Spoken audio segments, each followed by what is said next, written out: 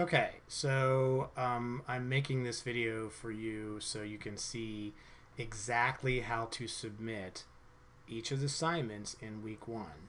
So this is for my CIS175 students.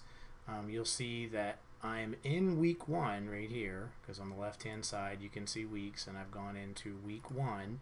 These are the assignments that are due for week one. You've already done the academic integrity pledge, most of you. There's a few that still have not. So if you have not, this is the one exception this week that's a really little bit different. Everything else is exactly how I'm going to show it here. But the Academic Integrity Pledge, you click on this clickable link and you fill out this form. Again, most of you have done this, but a few of you have not, and I showed you this in class the other night.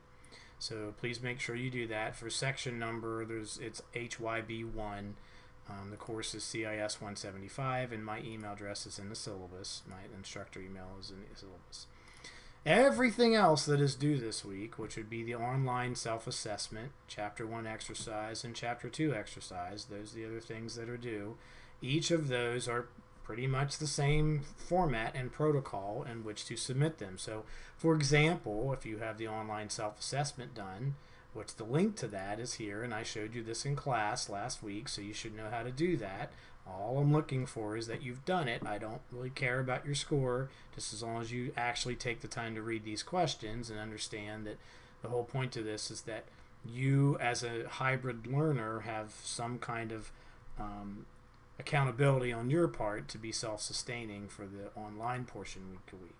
But if you click on the words online self-assessment, click on the word online self-assessment, it will take you to the area where you can submit your screenshot. So when you're done this guy, you can take a screenshot, and I'm on a Windows computer, so I'm going to use the snipping tool. And the best way to get that is to click in the bottom left corner of your screen. You may not be able to see that here, but click on the Windows icon, or on your keyboard you can tap the Windows button, which is in the bottom left corner between Control and Alt, and just start typing the word snipping, and voila, there it is. The snipping tool comes up. You can click on New and then create a screenshot, and you can save this as an image. Save as, I'm not going to do that because I didn't actually do it. You can save it as an image. PNG is the default.